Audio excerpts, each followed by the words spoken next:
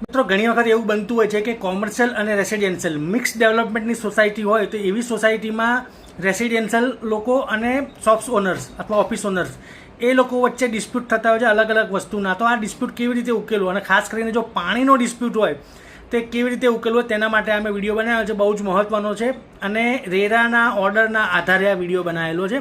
એટલે છેક સુધી જોશો ને તો તમામ લોકોને આઈડિયા આવશે કે આ વિડીયોમાં શું કહેવા માગું છું. પાણીનો પ્રશ્ન કેવી રીતે ઉકેલાય. તો મિત્રો આ મામલો છે અમદાવાદની બહુ જ પ્રોમિનન્ટ સોસાયટી છે, સુરધારા સર્કલ પાસે થલતેજ વિસ્તારમાં આવેલી છે મેપલ ટ્રી સોસાયટી, જે મિક્સ ડેવલપમેન્ટ છે. આગળ શોપ્સનો ઓફિસ છે અને પાછળ રેસિડેન્શિયલ એપાર્ટમેન્ટ છે. ખાસ કરીને શોપ્સ છે અને શોપ્સનું ને રેસિડેન્સનું અલગ અલગ ઓનર્સ એસોસિએશન બનાવેલું. હવે આ જે સ્કીમ છે આખી મિક્સ ડેવલપમેન્ટની, એમાં પાણીના વપરાશ માટે 2 ટ્યુબવેલ બનાવવામાં આવેલા, પણ એ બંને ટ્યુબવેલ છે એ રેસિડેન્શિયલ સોસાયટીમાં હતા. એટલે સોસાયટીના રહીશોએ શોપ ઓનરોને પાણીનો પૂરતો સપ્લાય આપવાની ના પાડી દીધી. તો હવે શોપ તો ઘણી બધી ને કરોડો રૂપિયા ખર્ચીને આ ઓફિસો લીધેલી હોય તો આ પાણીનો વપરાશ કેવી રીતે કરવો, તો શું કરવું.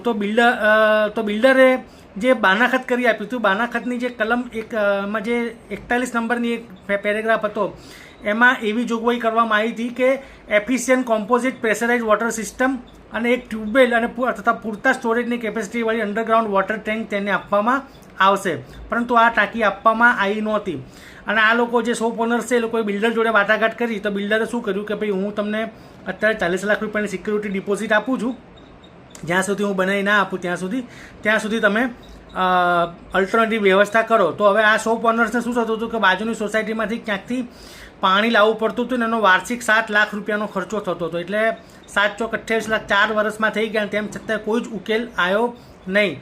એટલે આજે 3 થી 4 જેટલા શોપ ઓનર્સ છે એ લોકોએ વ્યક્તિગત રીતે રેરામાં પિટિશન કરી અને આ તમામ રજૂઆતો કરી. તેના આધારે રેરાએ હુકમ કર્યો અને રેરાએ હુકમ શું કર્યો હું તમને બતાવું. એટલે આમાં રેરાએ ખાસ એવું કીધેલું છે કે સામાવાળા બિલ્ડરે શોપ્સ માટે efficient composite pressurise water supply system અને એક ટ્યુબવેલ તથા પૂરતા સ્ટોરેજની કેપેસિટીવાળી અંડરગ્રાઉન્ડ વોટર ટેન્ક પૂરા પાડવા માટે લખી આપેલ છે, વચન આપેલ છે.